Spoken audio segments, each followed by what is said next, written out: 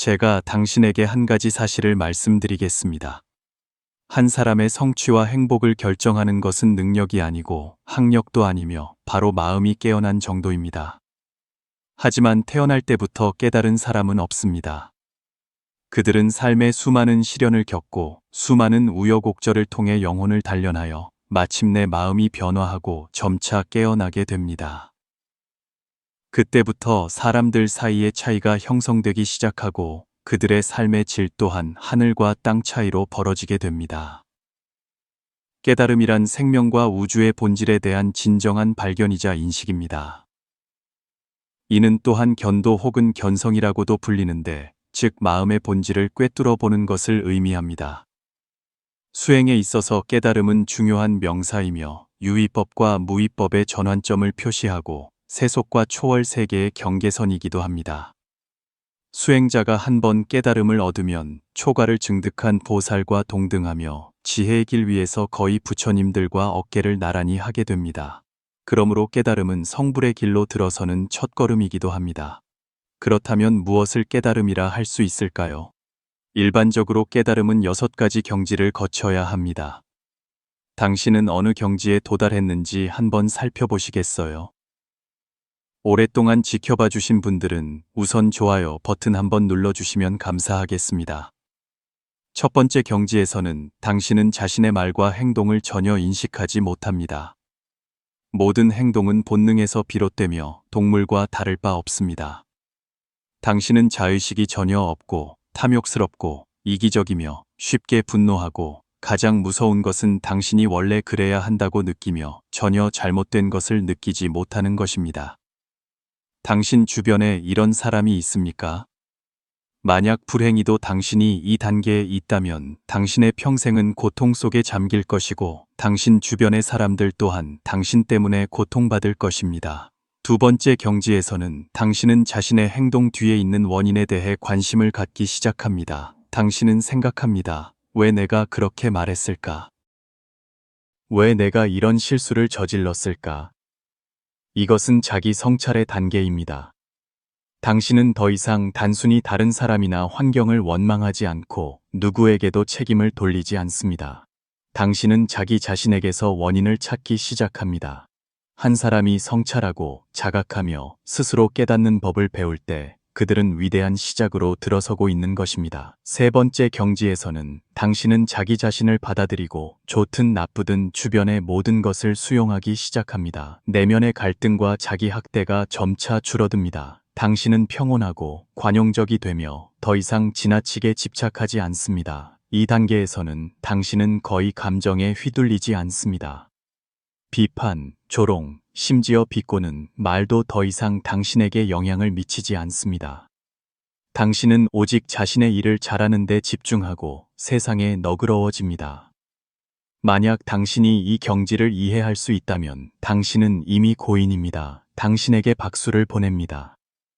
네 번째 경지에서는 당신은 창작에 몰두하는 예술가처럼 단순하고 극도로 집중된 상태에 이릅니다.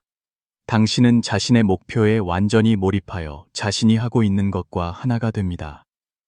당신은 더 이상 내가 무엇을 하고 있는가?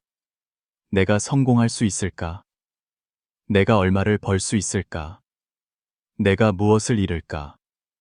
와 같은 생각을 하지 않습니다. 모든 것이 하나로 어우러집니다. 당신과 당신이 하는 일은 더 이상 분리되지 않습니다. 이 단계에서 당신은 강한 매력과 사람을 끄는 리더십의 자기장을 발산하게 될 것입니다.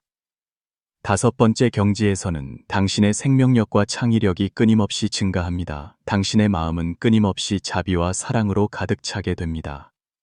이 단계에 이르면 당신은 진정으로 삶의 의미를 이해하게 됩니다. 당신은 더 이상 자신만을 위해 살지 않고 항상 다른 사람의 이익을 생각합니다.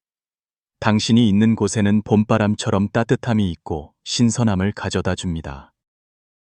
당신이 이 경지에 도달하면 귀인, 기회, 그리고 자원들이 저절로 당신을 찾아와 당신이 모든 목표를 쉽게 완수하도록 도울 것입니다. 마지막 경지는 바로 깨달음입니다. 이 경지에 이른 사람은 자신의 진정한 사명과 인생의 목표를 찾게 됩니다. 그리고 그때 그 사람은 인생의 이상을 실현하는 데 도움이 될 굳건한 마음과 안정된 에너지를 얻게 됩니다. 마음에 걸림이 없고 모든 사람의 이익을 위해 전력을 다합니다. 이 경지에 도달하면 당신은 나이, 득실, 영역의 한계를 완전히 초월하게 됩니다. 당신은 여러 세대에 영향을 미칠 수 있는 풍부한 정신적 원천이 됩니다. 스스로를 알고, 스스로 깨닫고, 스스로 성찰하며, 감정을 통제하고, 온전히 집중하며, 자비롭게 이타행을 실천하고, 마침내 대지혜와 대각을 이룹니다. 만약 제 말이 이치에 맞다고 느끼신다면 이 영상을 끝까지 인내심을 갖고 보시길 권합니다. 분명 당신이 원만함에 이르는 데 도움이 될 것입니다. 깨달음은 추상적인 형용사가 아니라 인식, 사유, 그리고 정신 상태의 변화를 포함하는 구체적인 상태입니다. 그것은 도달한 수준에 따라 다양한 형태를 가집니다. 깨달음은 자신의 진공 본성에 대한 깨우침이며 사상과 인식의 비약적인 도약입니다. 그러나 이 도약은 후천적인 사유나 제7식의 작용으로는 이룰 수 없습니다. 말라식은 물론 제7식의 관념이나 제6식인 의식의 사유에 의존해서도 실현할 수 없습니다. 깨달음은 오직 한 사람이 깊고 두터운 성은을 가지고 마음속 장애물을 제거하며 객관적인 지혜와 이성을 일정 수준까지 발전시켰을 때만 얻을 수 있습니다.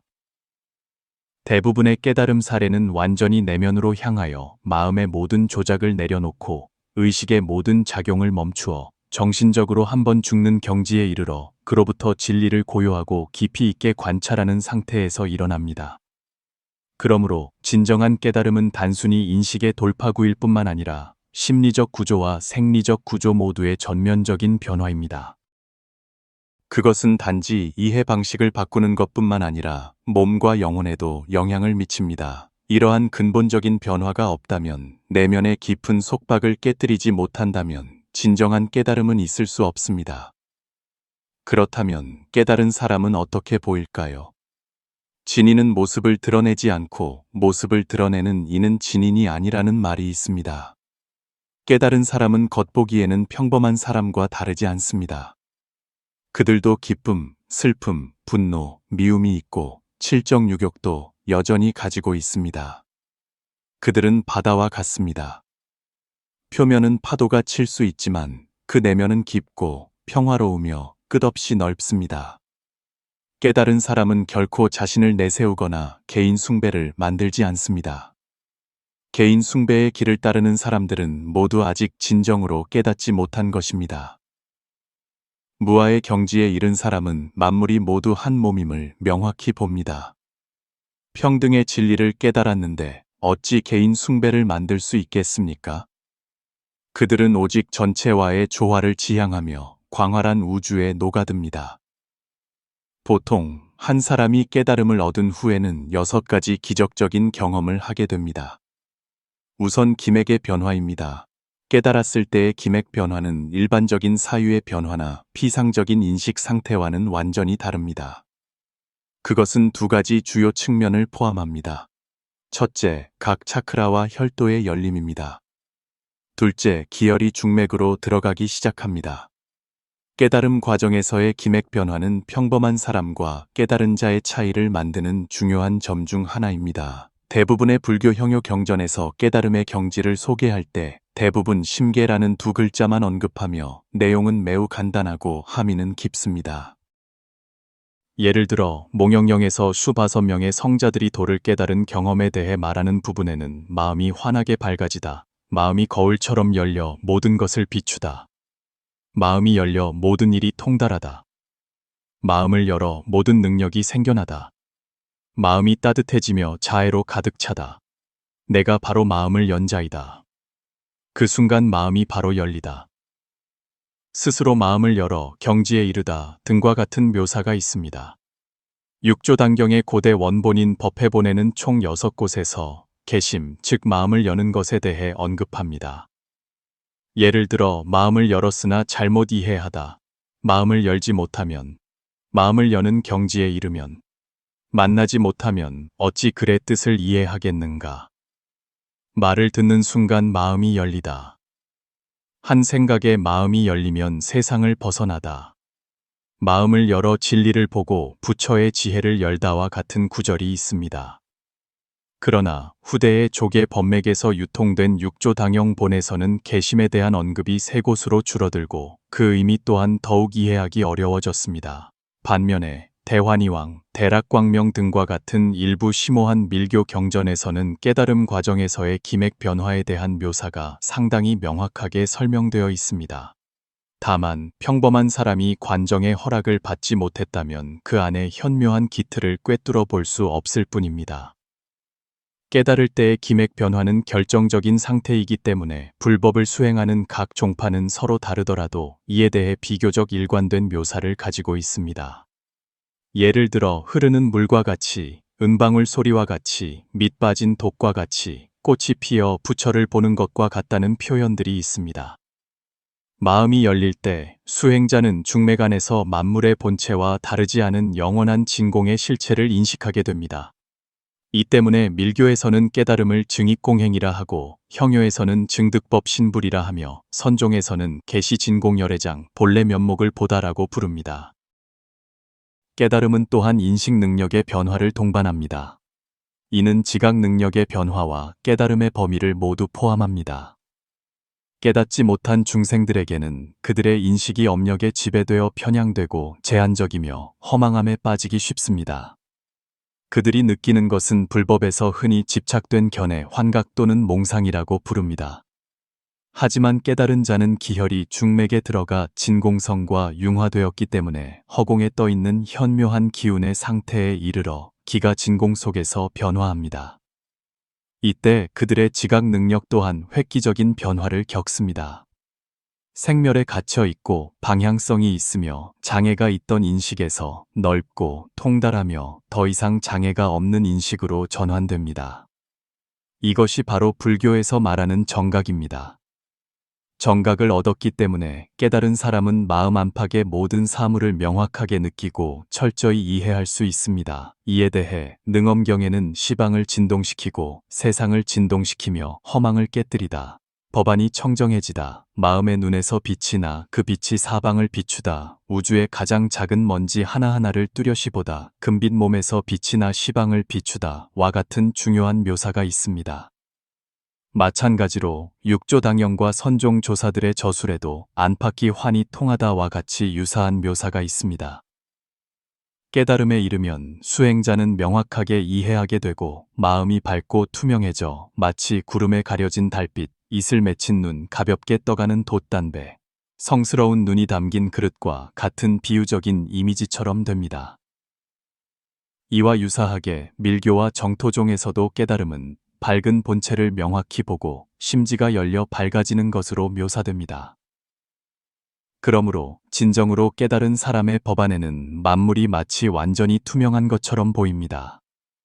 그들은 마음속 깊은 번뇌 현상과 중생들의 수행 상태를 장애 없이 관찰할 수 있으며 동시에 인연이 있는 이들이 마음을 전환하도록 효과적으로 도울 수 있는 능력을 갖춥니다.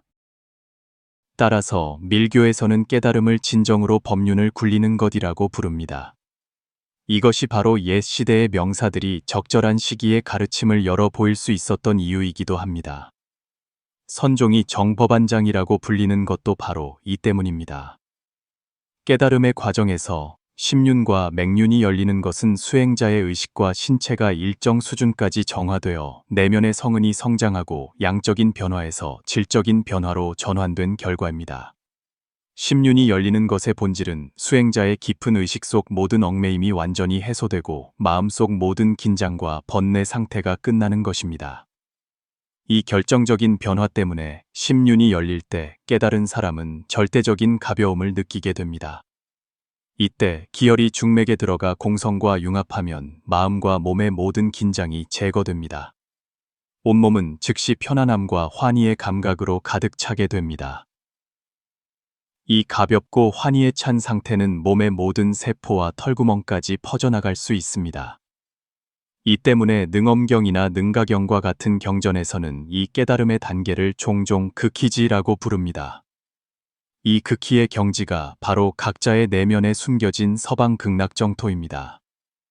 심륜이 열리고 기혈이 중맥에 들어가 공성과 합쳐지면 깨달은 사람은 보통 이 희락의 상태에 한동안 자연스럽게 머물게 됩니다. 마음속 장애가 해소되었기 때문에 그들의 자아 또한 사라집니다.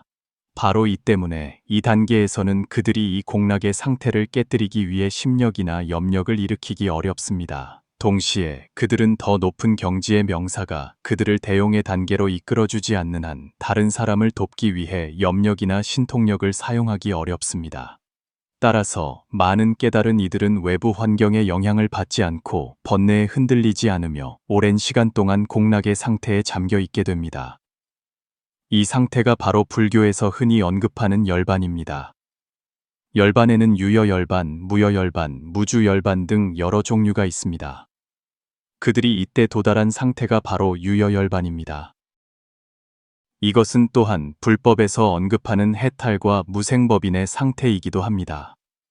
기질의 변화에 대해서는 더 정확하게 말하자면 깨달음이 단순히 수행자의 기질을 변화시키는 것이 아니라 전면적인 변화를 가져온다고 해야 합니다.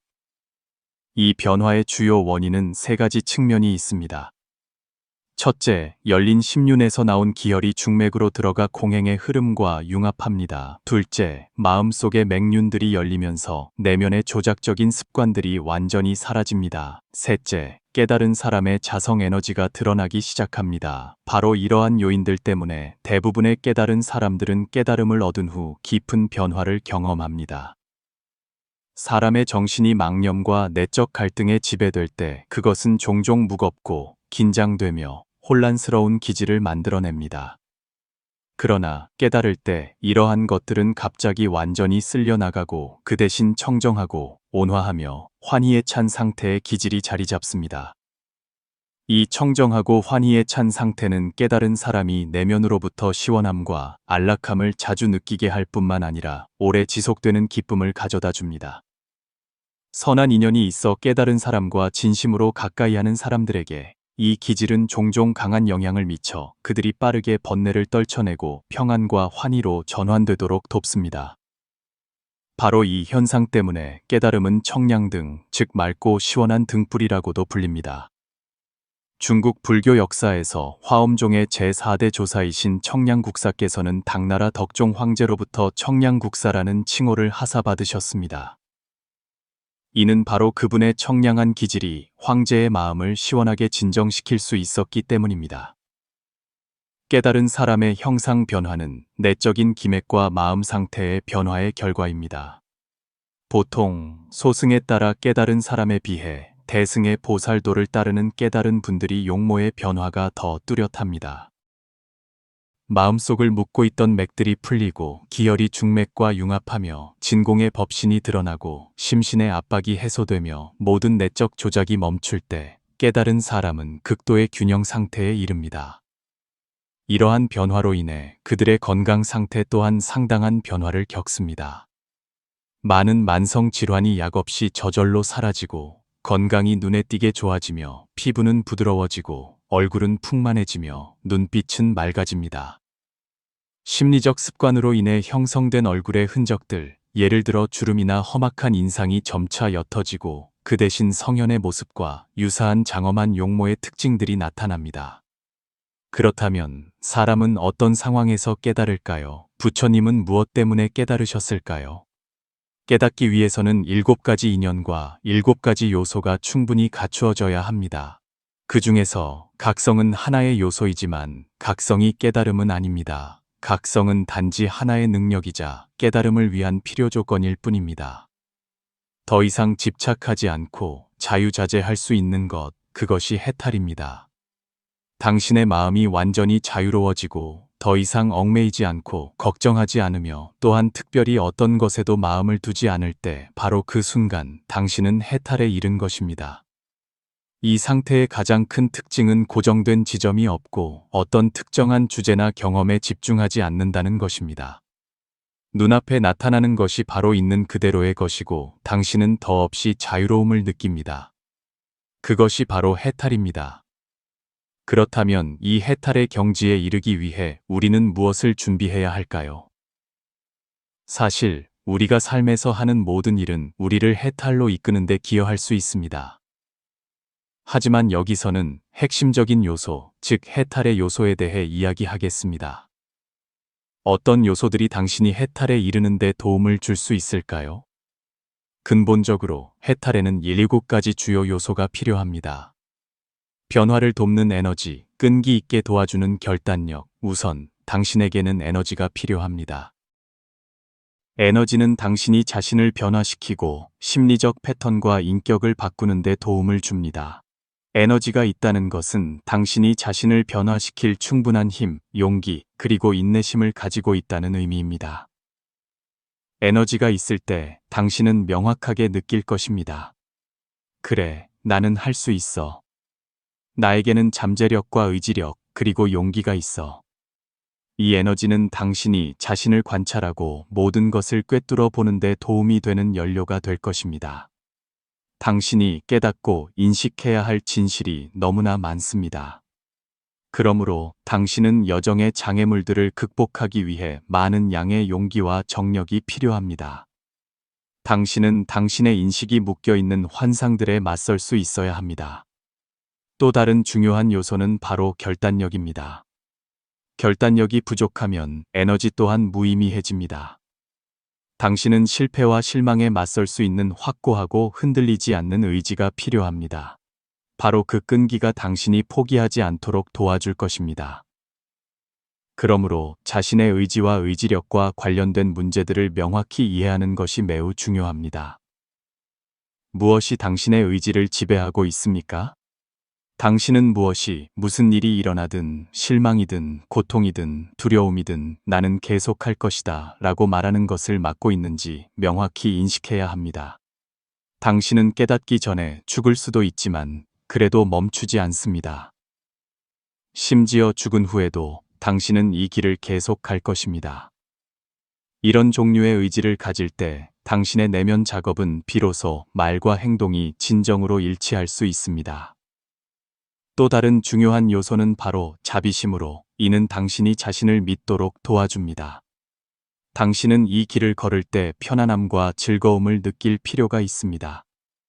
그것은 특별한 기쁨, 부드러운 태도이며 바로 내면 여정의 본질입니다. 진리를 발견하고 증오할 때 발생하는 기쁨입니다. 그것은 호기심과 같고 모든 것을 탐험할 때의 즐거운 설렘과 같습니다.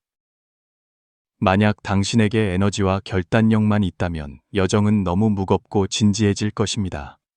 하지만 바로 이 즐거움이 당신이 모든 장애물을 쉽게 극복하도록 도와줍니다.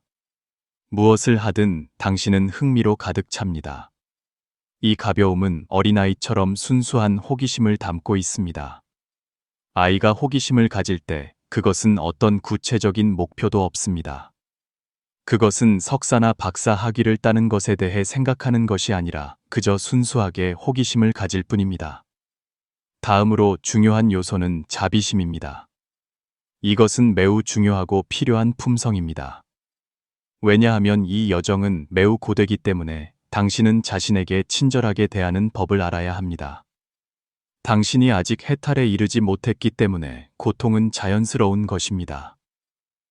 그렇다면 왜 가혹한 방법으로 자신을 더 고통스럽게 만들어야 합니까?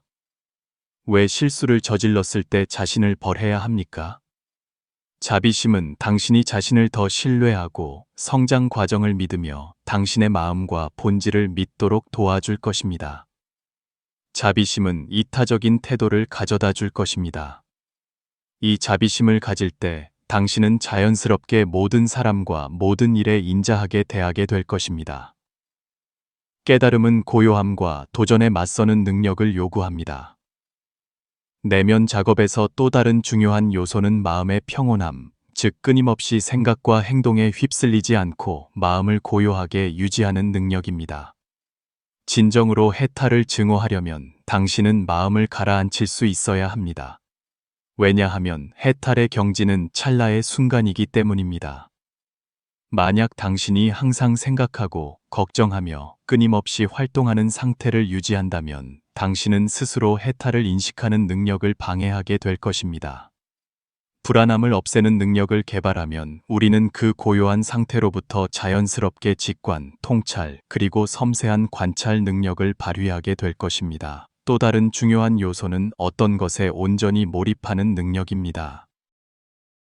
이것은 어떤 일을 하든 그 경험에 완전히 몰입하여 눈앞의 현실에 모든 주의를 기울이고 자신의 자아를 잊을 정도로 그 속에 잠기는 것을 의미합니다. 이것은 하나의 능력이자 당신과 경험 사이의 관계이며 자아의 속박에서 벗어난 자유로운 감각입니다. 이 상태에 있을 때 당신의 마음은 모든 분별과 판단을 완전히 멈춥니다. 당신은 개인적인 의식, 감정, 사상, 감각 또는 본질의 어떤 측면에도 방해받지 않고 어떤 행동이든 몰입할 수 있습니다. 이 상태는 힌두교에서 삼매, 즉 자아의 완전한 소멸이라고 불립니다. 이 경지에 이르면 자아는 마침내 스스로 소멸하는 것을 허용하고 눈앞의 모든 경험에 온전히 융화됩니다.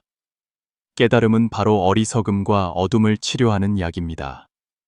해탈의 마지막 요소는 바로 깨어있음입니다. 깨어있음의 본질은 내면 수행 과정에서의 흐릿함과 미혹을 치료하는 약입니다. 당신은 그것을 통해 자신의 인격에 있는 모든 문제를 명확히 이해하고 또한 집착하는 경향에 대처해야 합니다. 당신이 완전히 깨어 있을 때 눈앞에서 일어나는 모든 일들이 당신의 마음속에 명확하게 드러나며 조금의 미혹도 남지 않습니다. 깨어 있음의 빛 아래에서 모든 것이 명확하고 투명해집니다. 당신은 더 이상 잠재의식의 렌즈를 통해 보지 않고 사물의 진실을 있는 그대로 볼 수 있습니다. 이 상태는 구름 한 점 없는 맑은 하늘과 같습니다. 하지만 그것이 당신이 푸른 하늘을 올려다보고 있다는 의미는 아니며 바로 당신 자신이 그 하늘이라는 의미입니다. 당신의 마음은 완전히 열려 있고 밝습니다. 깨달음은 인연이 무르익었을 때의 필연적인 결과입니다. 그 인연들은 바로 7가지 중요한 요소의 집합입니다. 하지만 깨달은 사람은 모두 이 요소들을 완벽하게 갖추고 있을까요? 사실, 깨달은 사람은 더 이상 어떤 요소에도 집착하지 않습니다. 왜냐하면 바로 그들 자신이 그 요소들이기 때문입니다. 깨달음은 신비롭고 이해하기 어려운 것이 아니라 불법 수행 과정의 필연적인 성과입니다. 그것은 지혜와 공덕에 대한 매우 구체적인 표현을 가지고 있습니다. 깨달음은 또한 너무 먼 것이 아닙니다. 성은이 깊고 두터우며 방법이 올바르다면 많은 사람들이 이 한 생애 동안 성취할 수 있습니다. 부처님 시대에는 많은 사람들이 자신의 증오를 통해 이를 증명했습니다.